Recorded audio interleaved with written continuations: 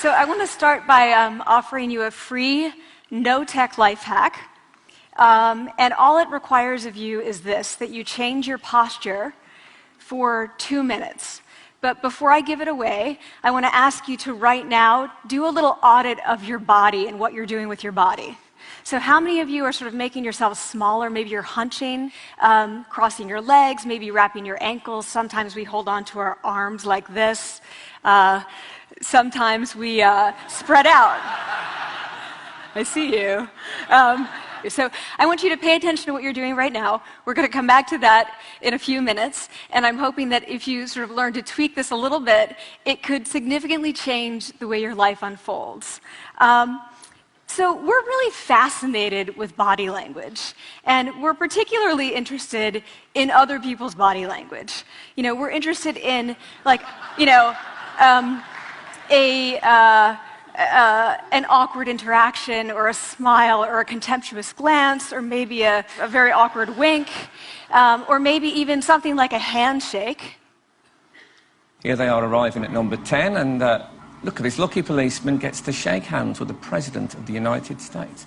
Oh, and here comes the Prime Minister of the... No.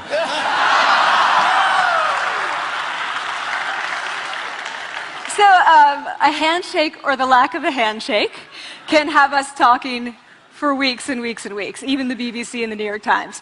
So obviously, when we think about nonverbal behavior or body language, but we call it nonverbals as social scientists, it's language. So we think about communication. When we think about communication, we think about interactions. So what is your body language communicating to me? What's mine communicating to you? And there's a lot of reason to believe that this is a valid way to look at this. So social scientists have spent a lot of time looking at the effects of our body language or other people's body language on judgments. And we make sweeping judgments and inferences from body language. And those judgments can predict really meaningful life outcomes, like who we hire or promote, who we ask out on a date. For example, Nalini Ambady, a researcher at Tufts University, shows that when people watch 30-second soundless clips of real physician-patient interactions, their judgments of the physician's niceness predict whether or not that physician will be sued.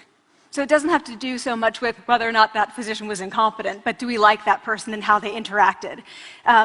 Even more dramatic, Alex Todorov at Princeton has shown us that judgments of political candidates' faces in just 1 second predict 70% of US Senate and gubernatorial race outcomes. And even, let's go digital, emoticons used well in online negotiations can lead you to claim more value from that negotiation. If you use them poorly, bad idea, right? So when we think of nonverbals, we think of how we judge others, how they judge us, and what the outcomes are. We tend to forget, though, the other audience that's influenced by our nonverbals, and that's ourselves. We are also influenced by our nonverbals, our thoughts and our feelings and our physiology. So what nonverbals am I talking about? I'm a social psychologist, I study prejudice, and I teach at a competitive business school. So it was inevitable that I would become interested in power dynamics. I became especially interested in nonverbal expressions of power and dominance. And what are nonverbal expressions of power and dominance? Well, this is what they are. So in the animal kingdom, they are about expanding. So you make yourself big, you stretch out, you take up space, you're basically opening up. It's about opening up. And this is true across the animal kingdom. It's not just limited to primates, and humans do the same thing. So they do this both when they have power sort of chronically, and also when they're feeling powerful in the moment. And this one is especially interesting because it really shows us how universal and old these expressions of power are. This expression, which is known as pride, Jessica Tracy has studied, she shows that people who are born with sight and people who are congenitally blind do this when they win at a physical competition. So when they cross the finish line and they've won, it doesn't matter if they've never seen anyone do it, they do this. So the arms up in the V, the chin is slightly lifted. What do we do when we feel powerless? We do exactly the opposite. We close up, we wrap ourselves up, we make ourselves small. We don't want to bump into the person next to us. So again, both animals and humans do the same thing. And this is what happens when you put together high and low power. So what we tend to do when it comes to power is that we complement the other's nonverbals. So if someone's being really powerful with us, we tend to make ourselves smaller. We don't mirror them, we do the opposite of them. So I'm watching this behavior in the classroom, and what do I notice? I notice that MBA students really exhibit the full range of power nonverbals. So you have people who are like caricatures of alphas, like really coming into the room. They get right into the middle of the room before class even starts, like they really want to occupy space. When they sit down, they're sort of spread out. They raise their hands like this. You have other people who are virtually collapsing when they come in. As soon as they come in, you see it. You see it on their faces and their bodies, and they sit in their chair and they make themselves tiny, and they go like this when they raise their hand. I noticed a couple things about this. One, you're not going to be surprised. It seems to be related to gender. So women are much more likely to do this kind of thing than men. Women feel chronically less powerful than men, so this is not surprising. But the other thing I noticed is that it also seemed to be related to the extent to which the students were participating and how well they were participating. And this is really important in the MBA classroom because participation counts for half the grade. So business schools have been struggling with this gender grade gap.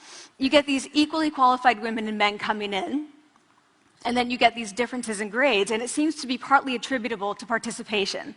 So I started to wonder, okay, so you have these people coming in like this, and they're participating. Is it possible that we could get people to fake it, and would it lead them to participate more? So my main collaborator, Dana Carney, who's at Berkeley, and I really wanted to know, can you fake it till you make it?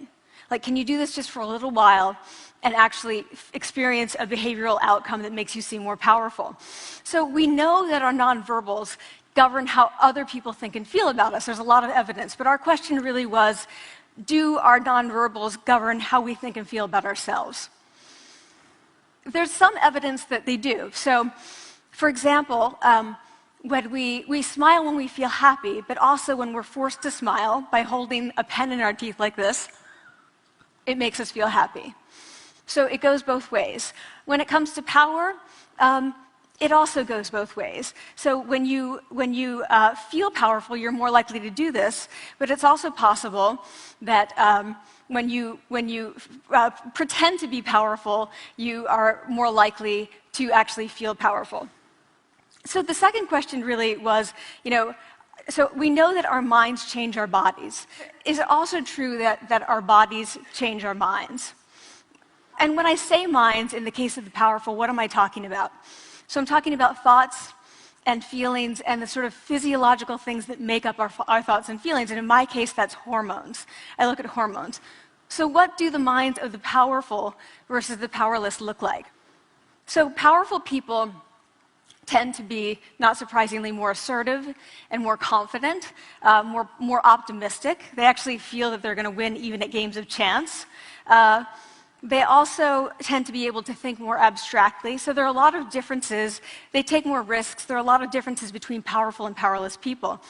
Physiologically, there also are differences on two key hormones, testosterone, which is the dominance hormone, and cortisol, which is the stress hormone. So what we find is that high-power alpha males in primate hierarchies have high testosterone and low cortisol. And powerful and effective leaders also have high testosterone and low cortisol. So what does that mean? When you think about power, people tended to think only about testosterone because that was about dominance. But really, power is also about how you react to stress. So do you want the high-power leader that's dominant, high on testosterone, but really stress reactive? Probably not, right? You want the person who's powerful and assertive and dominant, but not very stress reactive, the person who's laid back. So we know that in primate hierarchies, if an alpha needs to take over, if an individual needs to take over an alpha role sort of suddenly, within a few days, that individual's testosterone has gone up significantly and his cortisol has dropped significantly. So we have this evidence, both that the body can shape the mind, at least at the facial level, and also that role changes can shape the mind. So what happens, okay, you take a role change, what happens if you do that at a really minimal level, like this tiny manipulation, this tiny intervention? For 2 minutes you say, I want you to stand like this, and it's going to make you feel more powerful. So this is what we did. We decided to bring people into the lab and run a little experiment. And these people adopted for 2 minutes either high power poses or low power poses. And I'm just going to show you 5 of the poses, although they took on only 2. So here's one, a couple more. This one has been dubbed the Wonder Woman by the media. Here are a couple more. So you can be standing or you can be sitting. And here are the low power poses. So you're folding up, you're making yourself small. This one is very low power. When you're touching your neck, you're really kind of protecting yourself. So this is what happens. They come in, they spit into a vial. We, for 2 minutes, say, you need to do this or this. They don't look at pictures of the poses. We don't want to prime them with the concept of power. We want them to be feeling power, right? So 2 minutes they do this. We then ask them, how powerful do you feel on a series of items? And then we give them an opportunity to gamble. And then we take another saliva sample. That's it. That's the whole experiment. So this is what we find. Risk tolerance, which is the gambling. What we find is that when you're in the high power pose condition, 86% of you will gamble. When you're in the low power pose condition, only 60%. And that's a pretty whopping significant difference. Here's what we find on testosterone. From their baseline when they come in, high-power people experience about a 20% increase, and low-power people experience about a 10% decrease. So again, 2 minutes and you get these changes. Here's what you get on cortisol. High-power people experience about a 25% decrease, and the low-power people experience about a 15% increase. So 2 minutes lead to these hormonal changes that configure your brain to basically be either assertive, confident, and comfortable, or really stress-reactive, and feeling sort of shut down. And we've all had that feeling, right? So it seems that our nonverbals do govern how we think and feel about ourselves. So it's not just others, but it's also ourselves. Also, our bodies change our minds. But the next question, of course, is, can power posing for a few minutes really change your life in meaningful ways? So this is in the lab, it's this little task, it's just a couple of minutes. Where can you actually apply this, which we cared about, of course. And so we think it's really what matters, where you want to use this is evaluative situations, like social threat situations. Where are you being evaluated? Either by your friends, like for teenagers, it's at the lunchroom table. It could be, for some people, it's speaking at a school board meeting. It might be giving a pitch, or giving a talk like this, or doing a job interview. We decided that the one that most people could relate to, because most people had been through, was the job interview. So we published these findings, and the media are all over it, and they say, okay, so this is what you do when you go in for the job interview, right? So we were, of course, horrified, and said, oh my God, no, that's not what we meant at all, for numerous reasons. No, don't do that. Again, this is not about you talking to other people, it's you talking to yourself. What do you do before you go into a job interview? You do this. Right? You're sitting down, you're looking at your iPhone or your Android, not trying to leave anyone out. You're looking at your notes, you're hunching up, making yourself small, when really what you should be doing maybe is this, like in the bathroom, right? Do that, find 2 minutes. So that's what we want to test, okay? So we bring people into a lab, and they do either high or low power poses again. They go through a very stressful job interview. It's 5 minutes long. They are being recorded, they're being judged also, and the judges are trained to give no nonverbal feedback. So they look like this. Like, imagine this is the person interviewing you. So for 5 minutes, nothing. And this is worse than being heckled. People hate this. It's what Marianne LaFrance calls standing in social quicksand. So this really spikes your cortisol. So this is the job interview we put them through, because we really wanted to see what happened. We then have these coders look at these tapes, 4 of them. They're blind to the hypothesis, they're blind to the conditions. They have no idea who's been posing in what pose. And they end up looking at these sets of tapes, and they say, oh, we want to hire these people, all the high-power posers. We don't want to hire these people. We also evaluate these people much more positively overall. But what's driving it? It's not about the content of the speech. It's about the presence that they're bringing to the speech. We also, because we rate them on all these variables related to sort of competence, like how well structured is the speech? How good is it? What are their qualifications? No effect on those things. This is what's affected, these kinds of things. People are bringing their true selves, basically. They're bringing themselves. They bring their ideas, but as themselves, with no residue over them. So this is what's driving the effect or mediating the effect. So when I tell people about this, that our bodies change our minds and our minds can change our behavior and our behavior can change our outcomes, they say to me, it feels fake, right? So I said fake it till you make it. Like, it's not me. Like, I don't want to get there and then still feel like a fraud. I don't want to feel like an imposter. I don't want to get there only to feel like I'm not supposed to be here. And that really resonated with me because I want to tell you a little story about being an imposter and feeling like I'm not supposed to be here. When I was 19, I was in a really bad car accident. I was thrown out of a car, rolled several times. I was thrown from the car, and I woke up in a head injury rehab ward. And I had been withdrawn from college, and I learned that my IQ had dropped by 2 standard deviations, which was very traumatic. I knew my IQ because I had identified with being smart, and I had been called gifted as a child. So I'm taken out of college. I keep trying to go back. They say, you're not going to finish college. Like, just, there are other things for you to do, but that's not going to work out for you.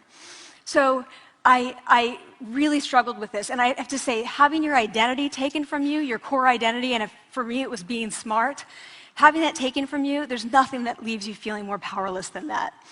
So I felt entirely powerless. I worked and worked and worked, and I got lucky and worked and got lucky and worked. Eventually, I graduated from college. It took me 4 years longer than my peers. And I convinced someone, my angel advisor, Susan Fisk, to take me on.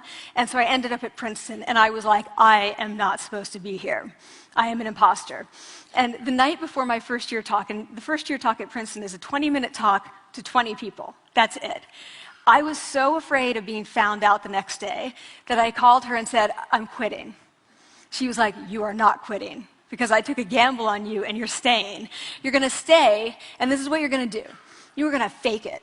You're going to do every talk that you ever get asked to do. You're just going to do it and do it and do it, even if you're terrified and just paralyzed and having an out-of-body experience until you have this moment where you say, oh my gosh, I'm doing it. Like, I have become this. I am actually doing this. So that's what I did. 5 years in grad school. A few years, I'm at Northwestern. I moved to Harvard. I'm at Harvard. I'm not really thinking about it anymore, but for a long time I had been thinking, not supposed to be here, not supposed to be here. So at the end of my first year at Harvard, a student who had not talked in class the entire semester, who I had said, look, you got to participate or else you're going to fail, came into my office. I really didn't know her at all. And she came in totally defeated, and she said, I'm not supposed to be here.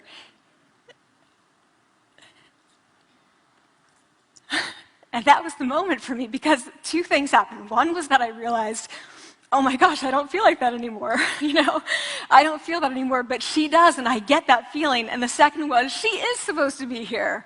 Like, she can fake it, she can become it. So I was like, yes, you are. You are supposed to be here, and tomorrow you're going to fake it, you're going to make yourself powerful, and, you're going to...